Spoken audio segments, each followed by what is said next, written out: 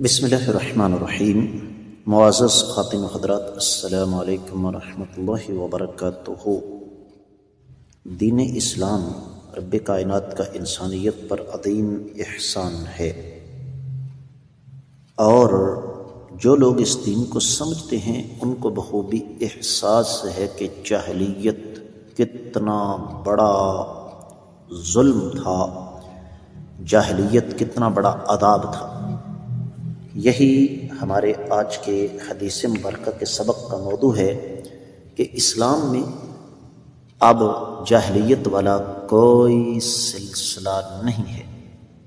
مشکات المصابیح کتاب النکاح باب ہے لیان کا، اور 3327ویں حدیث کتاب میں اور 17 ہے باب میں۔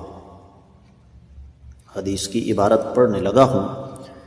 عن عمرو بن شعيب عن أبيه عن جده قال قام رجل فقال يا رسول الله صلى الله عليه وسلم إن فلانا ابني عاهرت بأمه في الجاهلية، فقال رسول الله صلى الله عليه وسلم لا دعوة في الإسلام ذهب أمر الجاهلية الولد للفراش وللعاهر الحجر، رواه ابو داود۔ معزز خواتین و حضرات، سنن ابی داؤد میں یہ روایت موجود ہے، تفصیلی حوالہ سنیے گا۔ طلاق کے فروعی احکام و مسائل 34واں باب ہے کہ بچہ جس کی بیوی یا لونڈی ہوگی اسی کو ملے گا۔ 2274ویں حدیث ہے۔ ترجمہ اس حدیث کا کرنے سے قبل آپ کو بتا دوں کہ اس روایت کو شیخ البانی رحمہ اللہ نے حسن صحیح کہا ہے، اور شیخ زبیر علی زئی نے اس کو حسن قرار دیا۔ اور اس حدیث کا ترجمہ کچھ یوں بنتا ہے کہ ایک شخص کھڑا ہوا اور کہنے لگا، اللہ کے رسول صلی اللہ علیہ وسلم، فلاں میرا بیٹا ہے، میں نے زمانہ جاہلیت میں اس کی والدہ سے بدکاری کی تھی۔ آقا علیہ الصلوۃ والسلام نے فرمایا، اسلام میں اس طرح کا مطالبہ جائز نہیں، زمانہ جاہلیت کی باتیں ختم ہو گئیں، بچہ بستر والی کا ہے اور زانی کے لیے سنگ ساری ہے۔ معزز خواتین و حضرات، یقینی طور پر آپ کے ذہن میں یہ بات آ رہی ہوگی کہ اس حدیث کا مفہوم کیا ہے۔ میں انتہائی اختصار کے ساتھ آپ کو بتا دوں۔ ایک اصول، ایک قانون شریعت کا یاد رکھیے، جو کہ میں 2 دفعہ آپ کی خدمت میں رکھوں گا۔ کوئی حرام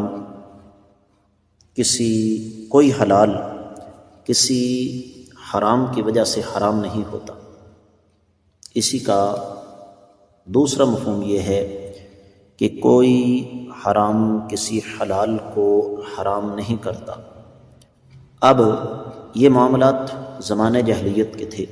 کوئی شخص اگر یہ دعویٰ کرے کہ فلاں لڑکا میرا بیٹا ہے کیونکہ میں نے اس کی والدہ سے بدکاری کی تھی، تو شریعت اس کو نہیں مانتی۔ اسلام نے ان تمام چیزوں کو ختم کر دیا، اور جاہلیت چونکہ عار تھی، عیب تھی، تو اس حدیث میں ہوا یہی ہے۔ کمال دیکھیں شریعت کا۔ یقیناً یہ ناممکن نہیں ہے کہ اس شخص کا پتہ چلایا جائے، لیکن شریعت اسلامی نے اس مرد کا پردہ رکھا، اور جس عورت کا اس نے ذکر کیا اس کا نام بھی ذکر نہیں کیا۔ اس سے پتہ چلتا ہے کہ دین اسلام کو میری آپ سب کی عزت کس قدر عزیز ہے۔ تو آقا علیہ الصلوۃ والسلام نے اس کی بات سن کر یہ کہہ دیا کہ بس خاموش رہو۔ اب یہ باتیں زمانہ جاہلیت میں تھیں، زمانہ جاہلیت ختم ہوا، اسلام آ گیا، اب بات ختم ہو گئی۔ تو اس حدیث سے جو چیز ہمیں سمجھ آتی ہے، یا ہمیں جو سبق اور درس ملتا ہے، وہ یہ کہ جب آقا علیہ الصلوۃ والسلام فرما گئے کہ اسلام میں جاہلیت کی کوئی گنجائش نہیں، تو پھر مجھے اور آپ کو اپنا آج ابھی اور اسی وقت جائزہ لینا چاہیے کہ کہیں ہمارے اندر تو جاہلیت کی عادات نہیں ہیں۔ اس کے ساتھ ہی حدیث مبارکہ کا سبق بھی اختتام پذیر ہوا۔ اجازت دیجیے، السلام علیکم ورحمۃ اللہ وبرکاتہ۔